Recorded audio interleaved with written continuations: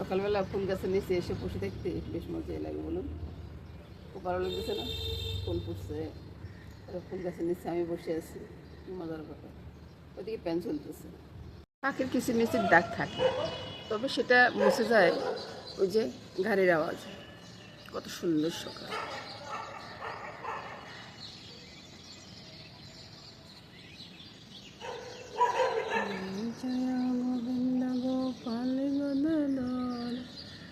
কৃষ্ণচন্দ্র কৃপা রান্না করে সকালবেলা রান্না করে তো আসতেই হয়, বলো। এখন তরকারিগুলো বানিয়ে নেব, তরকারিগুলো বানিয়ে নিয়ে তারপরে সব কিছু রেডি করে নিয়ে তারপরে দেখাবে। এর থেকে গাছগাছালি, আকাশ সব কিছু দেখা আর কি।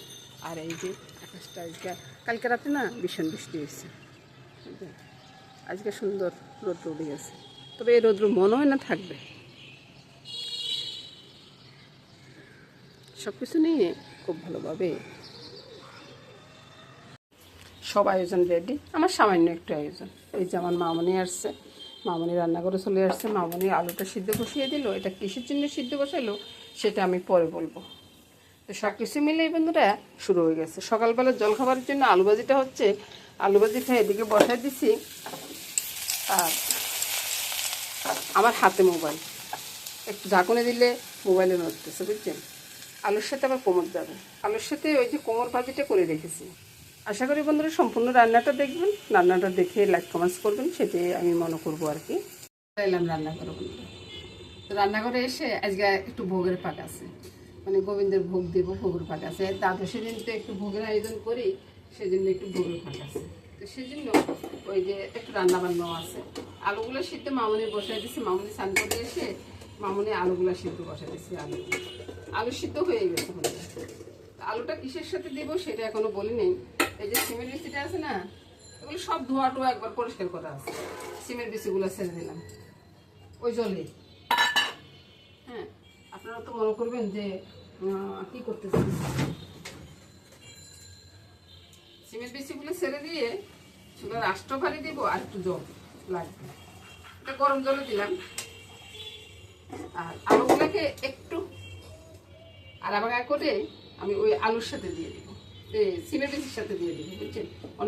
অনেক সময় একটু কথাবার্তা একটু ভুল চলে আসে, বুঝছেন। তারপরে এবার আমার ফোড়ন করতে হবে। ওটা আমার মামনি, বুঝছেন, খটখট করতেছে। এই ডাবেটা কি আজকে নিয়ে আনছে তোমার বাবু? হ্যাঁ হ্যাঁ, তোমার বাবুর কামে এটা সব কিছু নিয়ে আসছে। আলুটা তো ছেড়ে দিলাম, এটা বরফ চলে আসছে। এটাকে দিই ফোড়নটা করবো, পরোটা করবো। পরোটা করবো তো পরোটা রান্নার শেষে করবো। কী কী রান্না হবে সেটা মনে আমি দেখাইনি।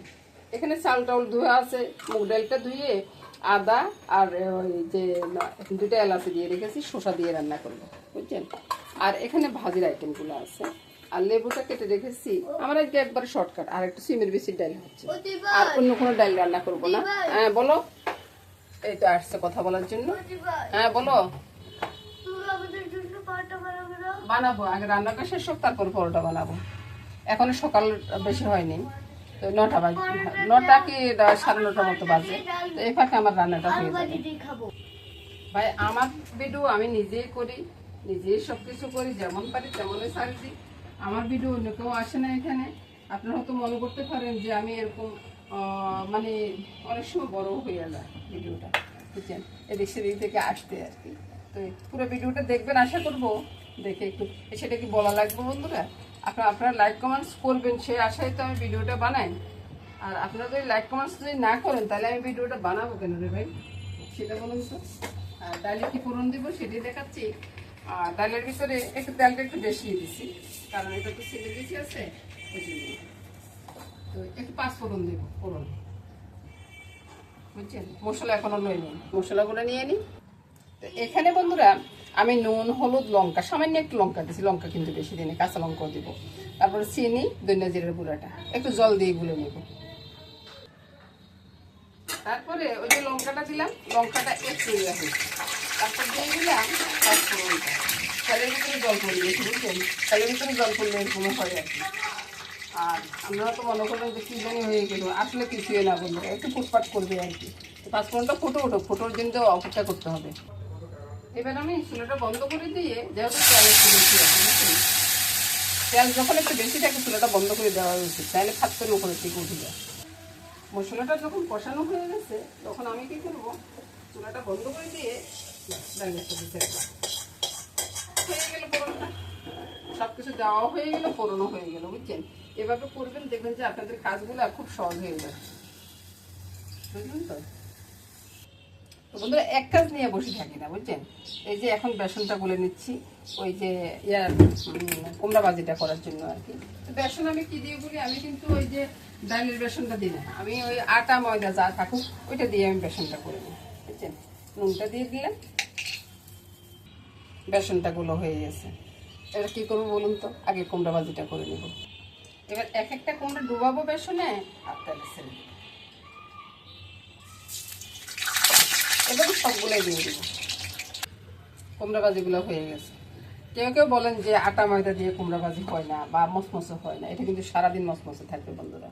আর সবগুলো ভাজি করে নিই, তারপরে দেখাচ্ছি। শাকের আলুটা বেসনে ডুবিয়ে তারপরে আমি ভাজি করতেছি। আপনারাও কি এরকম করেন বন্ধুরা? একটু বেশি ভালো লাগার জন্য আর কি। আর এদিকে সিমের বিচিটা হয়ে গেছে, এটা সিমের বিচিটা নামিয়ে নিচ্ছি। অন্যের জলটা বসিয়ে সামান্য একটু তেল দিয়ে দিব, বুঝছেন? অনেকে জানেন না এটা, এভাবে করলে না অন্যটা একবার ঝরঝর হয়, পোলাওর মতো হয় আর কি। আপনারা মাছ গালন লাগবে না, বুঝছেন? তো অন্যের জলটা বড় কাছে সাইলের ভিতরে সব কিছু দেওয়া আছে, আর কিছু দেওয়ার দরকার নেই। অন্যের জলে বলক চলে আসছে। তো অন্যের জলের ভিতরে সাইলের ভিতরে নুন, চিনি, তারপরে আদা, এলাচি, তেজপাতা সবই দিয়ে রেখেছি, বুঝছেন? আমি এভাবে করিনি অন্যটা, আর মার গালন লাগে না আর কি। এভাবে করলে হয় কি সুবিধা হয়, মার গালা লাগে না, আর একবারে ঝরঝরে হয়। আপনারা জলটা মাপি দিবেন, আমি কিন্তু মাপি নেই, আমি হাতের আঙ্গুলে দিয়ে দিচ্ছি। আমার কিছু টেকনিক আছে, সেই টেকনিকে আমি কাজটা করে ফেলে গেছি। আপনারা মাপি না দিলে বিপদে করতে পারেন, সেটাই বলি। আর একবার করলা ভাজিটা সব কিছু বেসন দিয়ে করে নিচ্ছি।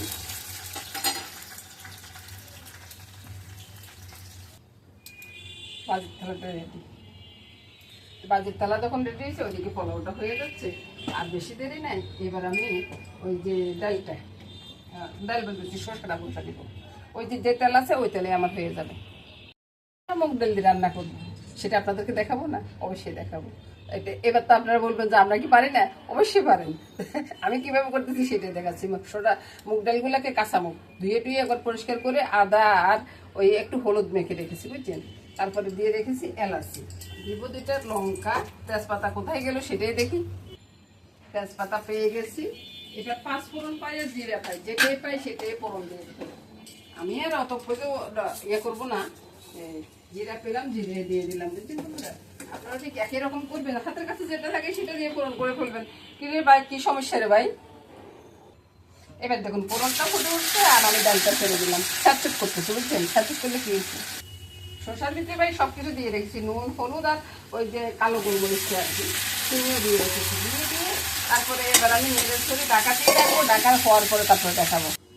শসাটাও হইতে থাকুক, ততক্ষণ আমি গোবিন্দের থালাটা বেড়ে নিই। এইটা অন্যটা নিয়ে নিলাম, অন্যটাকে অ্যাকসেপ্ট করে দিয়ে একটু চাপ দিলে হয়ে গেল। তারপরে একটু দিয়ে ছড়িয়ে দিব।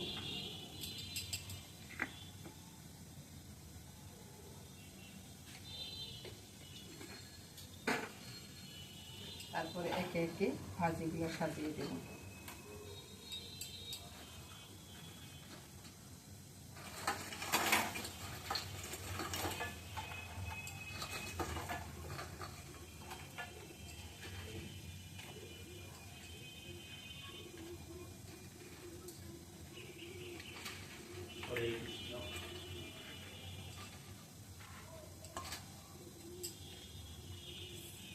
ভাজিগুলো দেওয়া হয়ে গেছে।